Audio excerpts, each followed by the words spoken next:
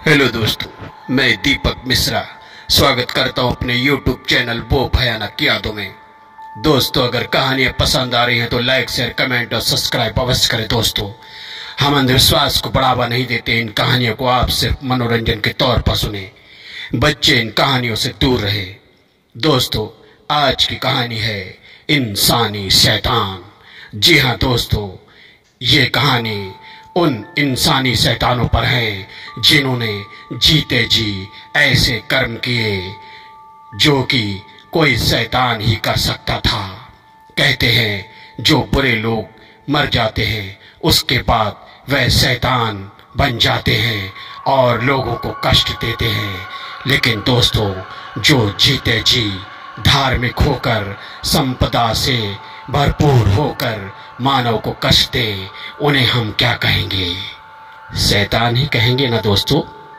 जी हाँ दोस्तों, बढ़ते हैं कुछ धर्म ग्रंथों की तरफ। सतयुग हिरण्यकश्यपु, उसने अपनी प्रजा में एक अलग ही प्रकार का ढंढोरा पिटवा दिया।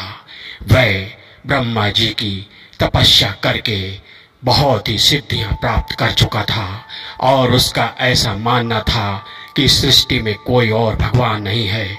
अगर कोई भगवान है तो सिर्फ मैं हूं। एक दिन उसने अपने महामंत्री को दरबार में बुलाया और एक घोषणा की। महामंत्री, आज प्रजा में ढंढोरा पिटवा दो कि कोई भी किसी भी प्रकार से दूसरे भगवान को पूजे नहीं और ना ही उनके मंदिरों में जाए। अगर कोई भी दूसरे भगवान को पूजेगा या उनके मंदिरों में जाएगा तो उसे घोर दंड दिया जाएगा, क्योंकि इस सृष्टि का भगवान सिर्फ कोई है तो वो मैं हूं, भगवान हिरण्यकश्यपु। जी हाँ दोस्तों, उसने इस फरमान को सुनाया तो महामंत्री ने कहा, मगर प्रभु, आपके पुत्र भक्त प्रहलाद तो श्री लक्ष्मी नारायण भगवान विष्णु के भक्त हैं। चुप रहो, मैंने जितना कहा आप उतना ही करिए। जाइए, मेरे पुत्र को बुला कर लाइए। कुछ ही देरी में भक्त प्रहलाद, जो कि भगवान विष्णु के उपासक थे, महाराजा हिरण्यकश्यपु अपने पिता के पास आए और उन्हें प्रणाम किया और कहा, पिताश्री, कहिए, आप कुछ कहना चाहते हैं? पुत्र, मैं क्या सुन रहा हूं कि तुम किसी नारायण की भक्ति करते हो? जी हाँ पिताश्री, वो लक्ष्मी नारायण हैं, भगवान विष्णु हैं, इस सृष्टि के पालन करता है। मैं उनकी भक्ति करता हूं। आप भी उनकी भक्ति करिए, आपको ही परम शांति प्राप्त होगी। चुप रहो, इस संसार में कोई भी भगवान नहीं है। अगर है तो सिर्फ मैं, भगवान हिरण्यकश्यपु। तुम मेरी ही भक्ति किया करो, इसी में तुम्हें शांति प्राप्त होगी। नहीं नहीं पिताश्री, ये आपकी सोच अच्छी नहीं है। लक्ष्मी नारायण भगवान विष्णु बहुत ही दयालु हैं, आप उनसे वैर मत लें। तब हिरण्यकश्यपु ने अपने पुत्र को पहाड़ों से नीचे पिघवा दिया। वह फिर भी वापस आ गया और भगवान विष्णु की आराधना करने लगा। फिर हिरण्यकश्यपु ने अपनी बहन होलिका को बुलवाकर अपने पुत्र को अग्नि की लपटों पर बैठा दिया। वह फिर भी भगवान विष्णु की आराधना करते हुए अग्नि कुंड से बच निकला। तो भगवान लक्ष्मी नारायण ने हिरण्यकश्यपु का वध करने के लिए नरसिंह का रूप लिया और उसका पेट चीरकर उसका अंत कर दिया। तो दोस्तों, यह भी तो इंसान रूपी शैतान था। इसे क्या कहा जा सकता है? बढ़ते त्रेता युग की तरफ। एक बार की बात है, महाराजा लंकेश, जो लंकापुरी के राजा थे, वह स्वर्ग में गए हुए थे और उन्होंने चित्रगुप्त का ग्रंथ खोलकर सोचा कि अपना भविष्य देखा जाए, अपने कुल का भविष्य देखा जाए, अपनी प्रजा का भविष्य देखा जाए। तब उन्होंने पढ़ा कि तुम कुल समेत घोर नरक में आओगे। यह सुनकर महाराजा लंकेश का माथा ठनक गया।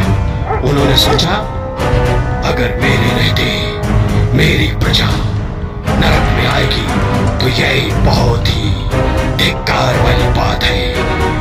कैसा भी है, मैं अपनी प्रजा जो है मेरे बच्चे हैं और मैं उनका पिता हूँ।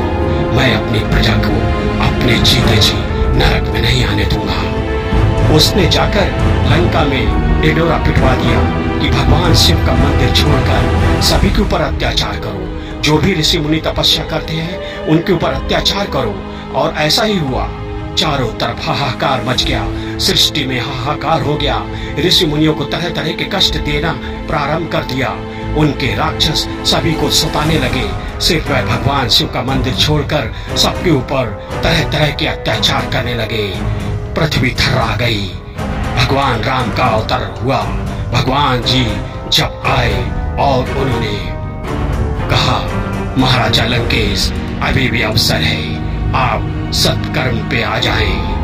मगर महाराजा लंकेश नहीं माने। उन्होंने अपने भाई कुंभकर्ण, मेघनाद, खरदूसर, तृष्णा, शूर्पणखा, ताड़का, इनके जरिए सृष्टि में घोर हाहाकार मचवा दिया।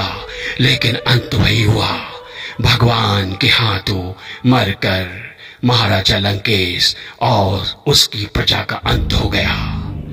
दोस्तों, यह भी तो इंसान रूपी शैतान थे। क्या कहा जा सकता है इनके बारे में। आते हैं कलयुग की तरफ।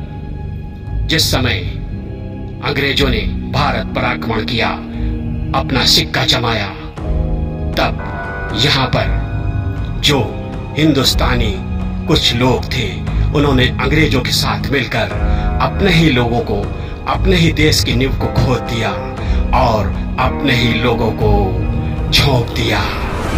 महाकष्ट में तरह तरह की यातनाएं हमारे हिंदुस्तानी भाई भोगने लगे और अंग्रेज उन पर तरह तरह के अत्याचार करते थे। अंत तो उनका भी हुआ। लेकिन कितने बेगुनाह लोग इस संसार से पलायन कर गए।